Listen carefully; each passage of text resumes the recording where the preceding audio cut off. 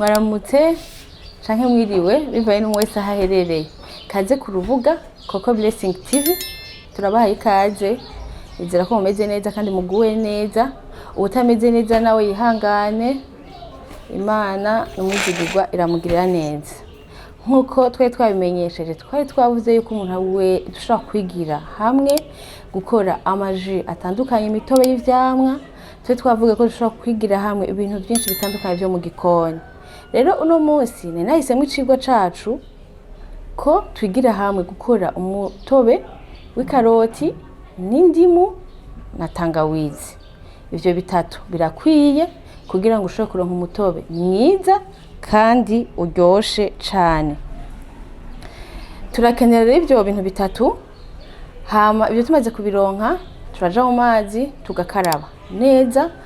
Isuku nico ingenzi, isuku nico cambere gitwara ibi bintu byo gukora amaji byo guteka. Utegereza kuronka aho bitegurira heza kandi hasukuye, nawe ukaba wisukuye neza.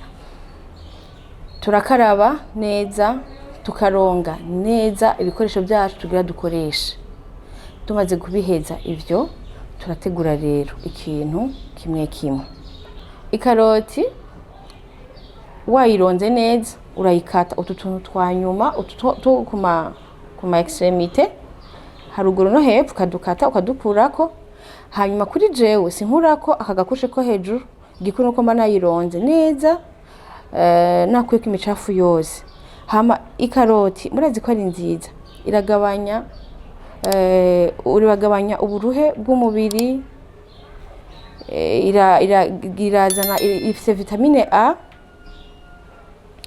Ni nziza ku buzima bw'umuntu wese, n'umwana arayifata, n'umwana arayikonsoma.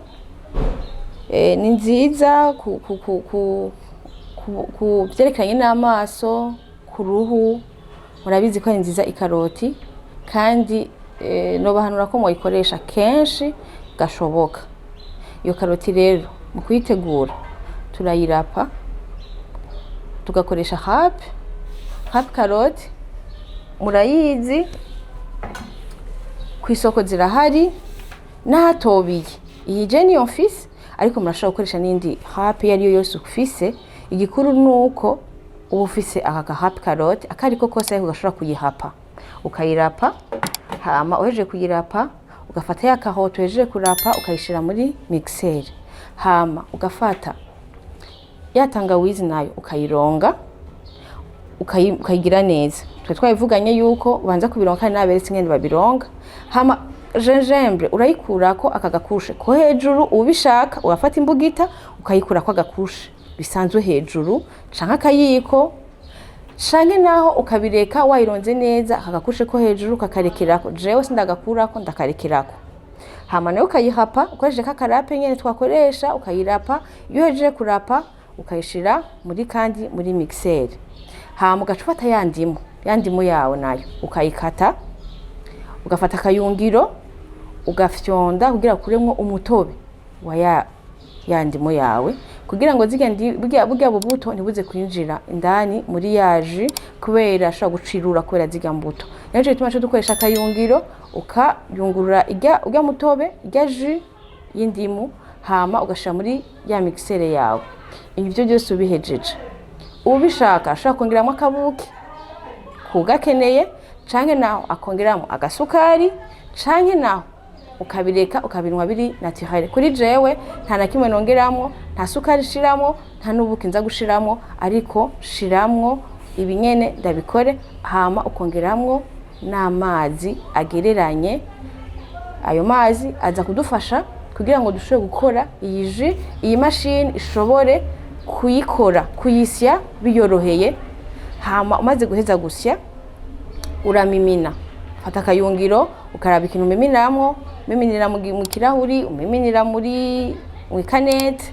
Jenza gukoresha ikanete. Hama umiminiremwo. Umaze guheza kuyimimina urakoresha ikirahuri cawe wateguye uyishiramwo.